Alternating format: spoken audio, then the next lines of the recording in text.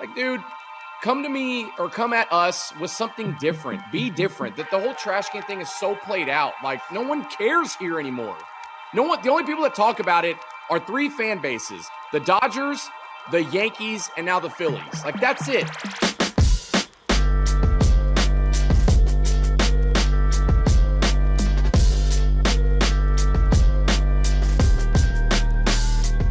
What is up, everybody? Welcome back to another edition of Beyond the Diamond Podcast here on the Apollo Podcast Network. Brian, LaLima, ApolloDez, producer Josh. Follow us on Twitter at LaLima790, at ApolloDez1, at Josh Stros1, and of course at ApolloHOU. And here we are, boys. It is World Series time in Houston, Texas. We're just a couple of days away from game number 1, which is Friday night as we record this. On Wednesday, it's going to be our World Series preview. Dez, Josh, how we feeling? It's World Series time. Let's go. Let's go. It's the best time of the year. Late October, just penciled in. It's a week and a half long holiday in Houston, Texas, till the end of time at this point. But I'm ready. I'm ready for champagne problems. I'm ready for champagne hangovers. I'm ready for confetti in my hair. I'm ready for all of it. And it starts with Friday night, and you just got to win 4. That's all you got to do is win 4. 4 more wins. 4 more wins is all it takes. So let's dig right into it. You got Justin Verlander versus, is it Aaron Nola or Austin? Aaron Nola, right? Aaron Nola. Austin Nola's the catcher. Yeah, okay. That's what I thought. Aaron Nola. They're not going with Wheeler. You got Aaron Nola on the bump for Philly. And you got Justin Verlander. I think the thing that everyone, for some reason, wants to remember is that Justin Verlander is winless in the World Series. I think it's time for him to get his first dub. I mean, it's perfect. It's set up right Friday night for him to finally get that. And yes, it's a gorilla on his back. Yes, it's the elephant in the room, but winners win. And the Cy Young is back in form. And like Josh said, the last episode, he's expecting a big performance. And I think the unique thing and the good thing for the Astros is just he gets to get his routine this week. He gets to be at his house. He gets to keep his routine, sleep, in his bed, and go to the field like it's a normal start. And I think that pays dividends. We saw it when his celebrations. He looked like a little kid. Like, honestly, that was the happiest I've ever seen Justin Verlander. We touched on it. But I think routine, and these guys are creatures of habit, having this week to not be in Philly at the hotel and not be doing the media week at a visiting park. It's, hey, I get to go home. I get to sleep in my bed, and I'm excited for Friday night. Yeah, and you don't have to worry about the elements. It's supposed to rain on Friday in Houston, but obviously Minute Maid Park is going to have the roof. It's going to have the roof. Yeah, it's going to have the roof closed, so you don't have to worry about, a delay or, a postponement, whatever the case may be. So I think that's huge. The number 1 seed was a big thing going throughout the season for the Astros. They locked it up in the American League. And then when the Dodgers got booted early in the playoffs, everything runs through Houston. And with Verlander, what we've seen from him this year, everything leads right to this moment. Game 1, World Series. What a better moment than right now, or at least on Friday night when Justin Verlander takes the hill at Minute Maid Park. The place is going to be rocking. M&M's would be bumping in the stands. I think the thing that just gives me the warm and fuzzies, it's time to exercise the demons. It's time to win a home game for Justin Verlander, or win a World Series game, excuse me. The Astros win a home game. The NL East bugaboo and that boogeyman, that what is, you have to say it right now, the NL East is a boogeyman in the World Series for the Houston Astros. Yeah. And you just have an opportunity to exercise all those demons. It's Halloween weekend, costumes galore. Like, it's just time. It's time to exercise those demons, and it starts with the first pitch, probably be a high fastball at 98 miles an hour, a little cheese on the fastball, and I'm pumped. So I thought it was interesting they're going with Nola. They gave Wheeler game 2 start to give him another day's rest for a full rest day. I think it's if you steal game 1 from the Phillies, you got to feel great that your ace is going game 2, right? But I think game theory, I would have pitched him game 1 because say the Astros are up 3-1. He would have to come back and pitch game 5 on short rest. So either way, he was going to have to pitch short rest. Yeah. I would have done on the front end to guarantee like he'd be full rest on the back end. Yeah. But it's interesting. Like, I mean, that's Maybe the thought is that the first 2 games might be a push, anyways. I don't think. And you want to win all 3 at home. That might be a thought, but if it's me, my horse is going game 1 regardless. Like, take care of business now and worry about the future later. Like, if you need, look, it's the World Series, man. I mean, we saw it in 2019 when Garrett Cole was potentially coming out of the bullpen. Like, it's all hands on deck now that we're at the World Series. So you're, in my opinion, from a managerial standpoint, your number 1 has to pitch game 1. We saw it too a little over a week and a half ago.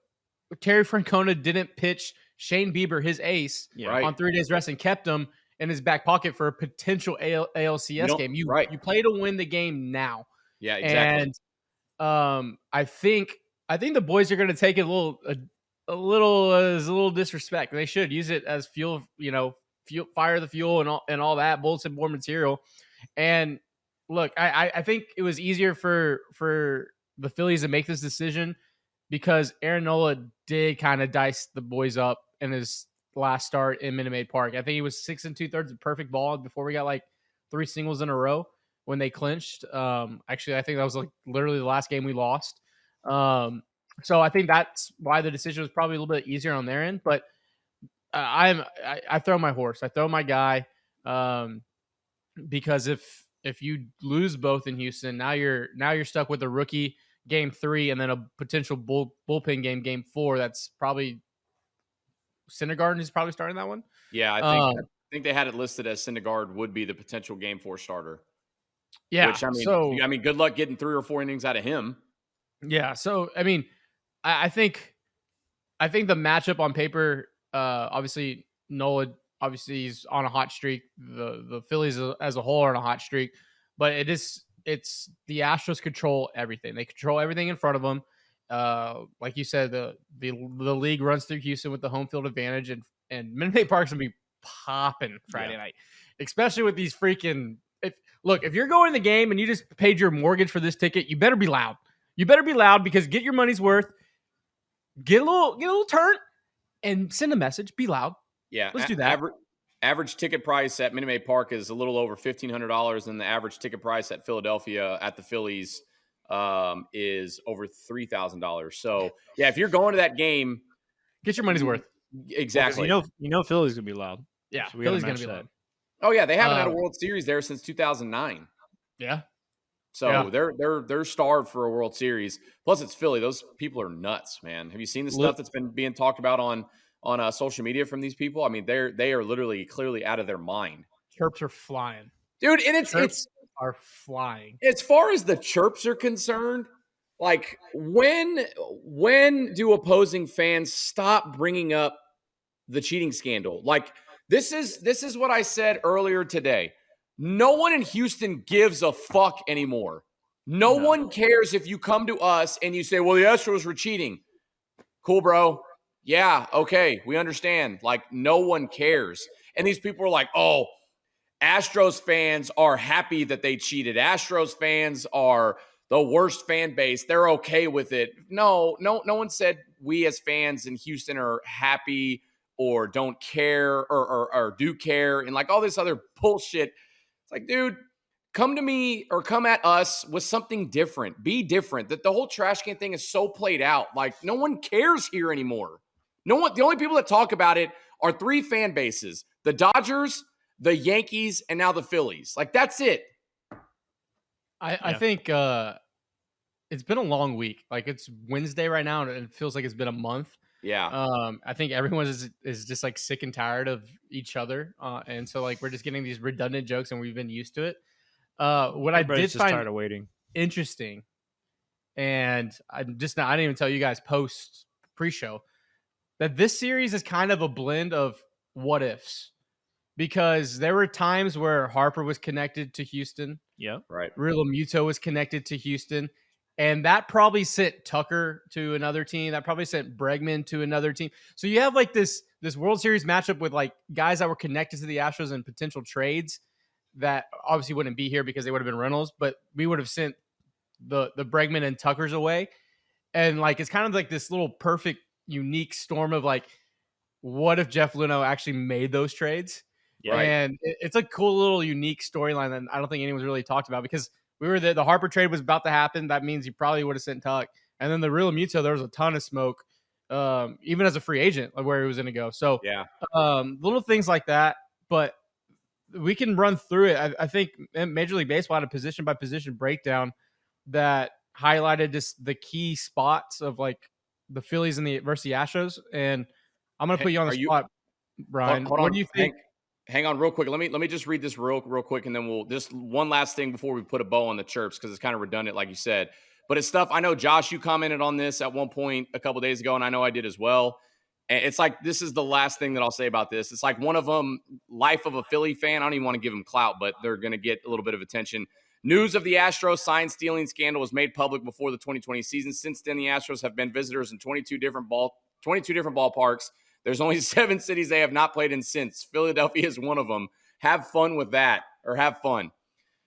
Okay. If there's a team that doesn't give a fuck about an opposing stadium, it's the Houston Astros. Like, bring something new to the table. I know Philly's, rabid, but you don't think New York and Boston were just as worse?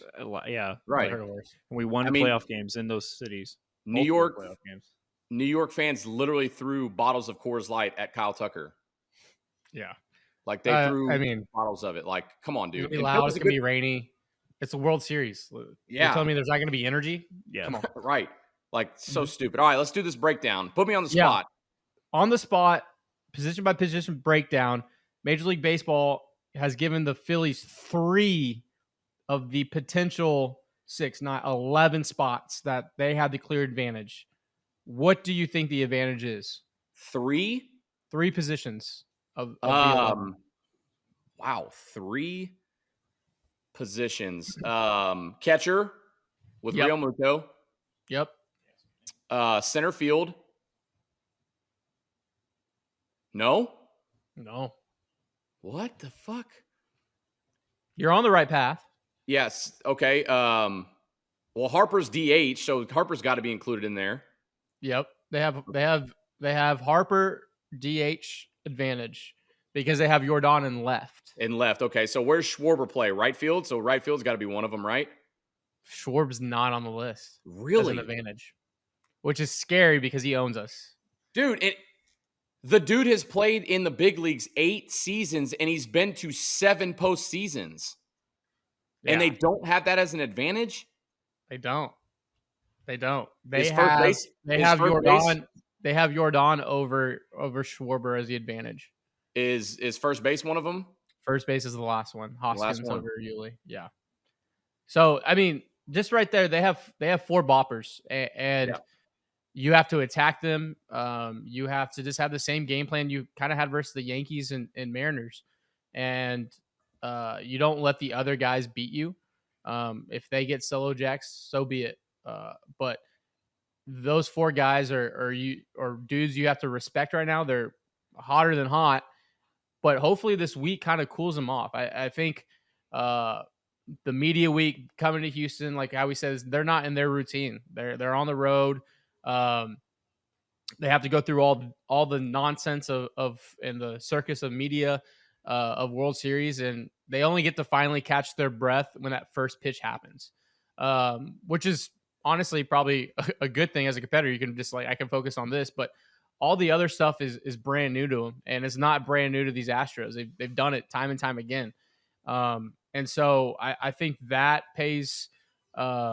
Wow, we got a phone call going on in the background by producer Josh. It's unbelievable episode. Unreal.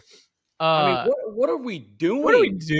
We haven't had producer wasn't even corn dogs. That wasn't even a phone call. That was a timer to get his corn dogs. Producer Josh hasn't had his mic turned on in the last 2 episodes. Now we got an alarm going off to get his corn dogs on. Look, hey, my guy's got to eat though. Hey, guys got to eat. Hungry dogs run faster. Dogs got to eat. You know what I mean? What's your vibes right now, Brian? Man, you and I were talking about this off air, and the Astros have to win it this season, right? Like 100%. I don't know what it is. This season just feels different. 100%. This postseason run just feels different. I covered the 2019 World Series with Sports Talk 790, and I was in those clubhouses, and they had a gauntlet of a lineup. They had Verlander, Cole, and Greinke as their 1, 2, 3. And even then, it didn't feel like it does right now. Like, I just feel like the Astros are so deep and they are so complete in every area that it just feels different. Yeah. You could make an argument if they win game 1 and 2, there's a chance they could sweep this. 100%. And I don't think that's hyperbolic or a hot take. I just think that they have so much October experience. They have so much pitching depth. And if the offense continues to get timely hits, then the Astros win in 5 at the very least. And we still haven't seen this Astros offense click on all cylinders. I don't think they did it one time this season. Why not now? Why not now, right? Little producer's note. What's that? Little producer's note. The anniversary of the 2017 Game 7 is November 1st, which is the same day as Game 4 of this series. Wow. We're not. I don't know. I think you're nailing it, Brian. But I think I'm going to say it. This series is a legacy series. Yeah. This series in itself defines the legacy of the Houston Astros. Yep. And this golden age. With everything that's gone on, whatever things that happened, whatever, this is an opportunity to put yourself in this realm of baseball royalty and air that has never been done before. And I think the guys are just so dialed, and we're fortunate to be around them. We're fortunate to talk to them. It's this quiet confidence. It's this Mamba mentality. You can't explain it unless you're around it, and we're fortunate to be around it. Yeah. And it's just special. And I think you have a chance to really send a message. And if you go 11-0, you somehow figure out to sweep this series, you're talking about the greatest team of all time. Ever. Is that you want to take? That's a take. That is a take. You sweep this series, you're the greatest team in the history of baseball. Ever. And so it's all right there. It's all right there, out there in front of them. And all we're going to do is be in the stands, anxiety induced, stressed out. But the guys, and it doesn't matter. If they don't sweep, that's baseball. The series is going to be a dogfight. It's the World Series. Right. And it's all about putting that gold pennant up. But I think the cool thing, and I don't want to speak for you, I'll speak for myself. This team has been so laid back, has not got too high, not got too low, that it gives me confidence as a fan. Like, I'm like, okay, this is not out of reach. There was games against the Braves. There's games against the Nationals where one run felt like 10. Yeah. With this team, one run, I'm like, shit, yeah, let's go. Like, hey, we got to score to win. Like, and other teams in the past, it hasn't been like that. And so saying that offensively, and then on the flip side, pitching wise, I think they've learned that the bullpen is what wins you the World Series. Look at the Braves; they had a shutdown bullpen. Go back to the Royals when they were running the early 2010s, mid 2010s. That bullpen, like, you got to the 6th inning, the game was over. And it feels like that with the Astros right now. You get to the 6th inning, the game is super tight. Your margins are super, super tight. So it's just like this perfect storm, and I'm just excited. I'm just generally excited going into the series. I think you hit on it perfectly. Like, it gives you confidence as a fan, and then it shows that the team has the quiet confidence. No moment is too big for this group. And I've said it a few times on our podcast here on Beyond the Diamond, is October experience reigns supreme. And the Astros continue to show it every single game. You look back at game 1 against the Mariners. Everyone thought, what were they down at one point? 4 runs, right? When Bregman hit the 2-run bomb to cut it to 2, and then we saw the Hensley at bat, and then Pena continuing to keep the inning alive. When Hensley came up, me as a fan, dude, just find a way on. find a way on, and they will win the ball game. Like that was my thought process. Okay, he finds a way on. Now it's Jeremy Pena. Pena, you've made good adjustments all game. Just put a good at bat together and just pass the bat. Just get it to the next guy. And if you get on, they're going to win the game. And it happened. Then you look at at game 4 against the Yankees, down 3-0. It's like, okay, 3 runs, really not shit. I mean, think about that. We're talking about 3 runs in a big league game in the playoffs when leashes are short, the margin of error is so small, and we as fans are sitting there thinking 3 runs, you're not going to beat the Astros up 3-0. And what happens? Yeah. 2 guys get on, good at-bats. Pena comes up, smacks a home run. But there are other at-bats in that game. Vasquez coming up at one point against the Yankees, 2 RBI single. Trey Mancini. Think about Trey Mancini. Trey Mancini has struggled so much since that first week after he became an Astro. Dusty has stuck with him at times in the playoffs, and he comes up, bases loaded, boom, smacks a sac fly to get in a big run. It's like little moments like that where you're like, as a fan, that you have so much confidence in this team that no deficit is too big. And that's what we've seen so far. So I just feel different about this year. 2019 against the Nationals, when they took out Greinke, I was in that ballpark. And when they took out Greinke, I was like, oh no. Like, no. I felt it. And maybe because, Des, me and you have been around the game a little bit longer than the casual fan or the normal fan, but like, the momentum in the stadium, you kind of felt something was coming on. I don't feel like that with this team.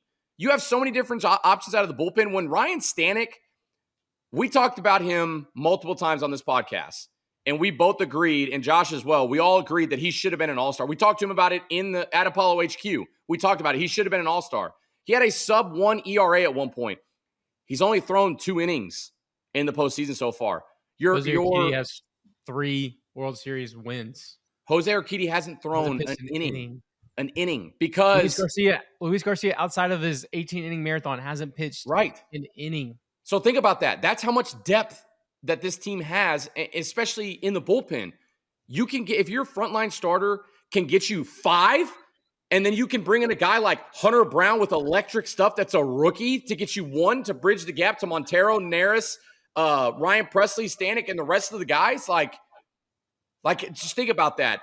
And Ryan Stanek said it in the clubhouse after one of the games that he wasn't upset that he hasn't pitched much because everybody else in that bullpen is a dude. And everybody understands that it's all hands on deck. You know your role. You pitch, you play your role, and they're winning.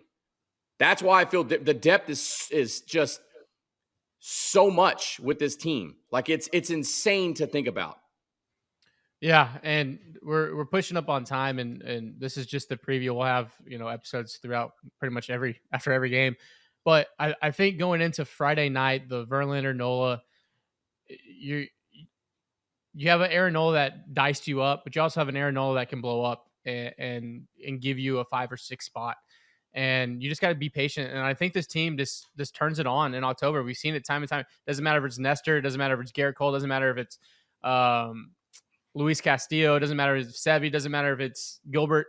They're going to extend at bats. They're going to drive the count up. They're going to get in your bullpen. And look, Philly's bullpen has some nasty dudes. They have some guys that can throw the pill around. But you know what? They're throwing a lot of innings.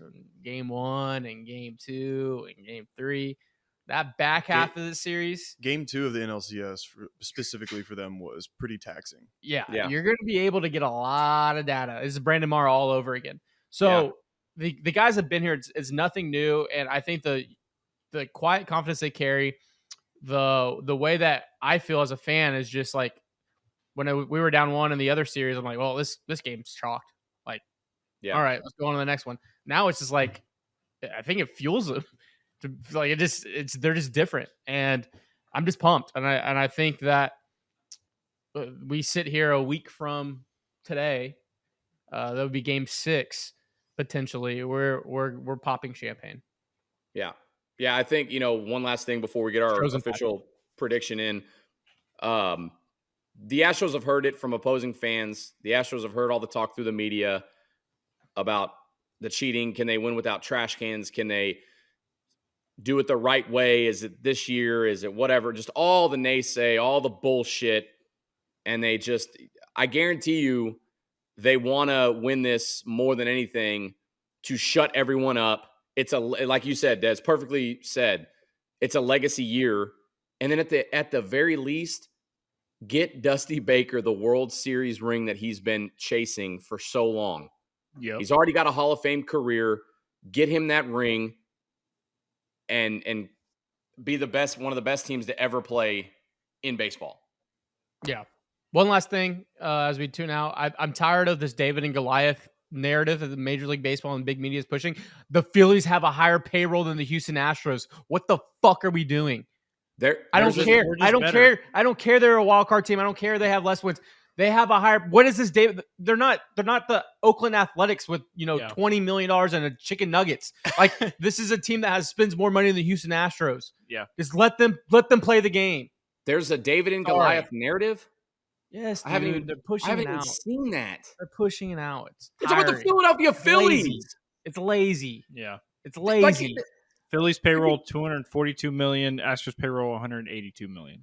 David and Goliath is exactly. It's the Oakland Athletics if they were in the World Series. Yeah, $20 million playing the Dodgers Nuggets, or the Astros playing the Miami Marlins in the World Series with like 2 veterans and 3 guys that just got caught up from Double A and somehow they snuck into the playoffs and they made a run. David and Goliath, get the fuck out of here, man. Yeah. Just they do anything and everything to try to pin other people against the Astros. Y'all see that little map that came out of everybody except for like the southern states going for the Astros? And this is why everyone tuning in, listen, like, subscribe, hit that button. That's why we're not going to fluff it up, because you know what happens when the Astros win this? It's going to be, the golden age. Oh, the Astros. It's going to shift to fit there. So you know what? We're not going to play in that shit. Like, we don't need it. No. Come on. Game 1. See us there. Don't meet me there. Beat me there. Hey, don't meet me there. Beat me there. Official predictions. We got to get it real quick. Astros in 5. Astros in 5. Josh. Astros in 4. Oh, going with the sweep. I'm saying Astros in 5. Astros in 5. Hey, Josh, take us out, man. Get us out of here. Thank you for listening to Beyond the Diamond, a Sirius XM exclusive. Unbelievable. The kid's hot. The kid is hot on the table, so we're just going to keep rolling with it. Peace.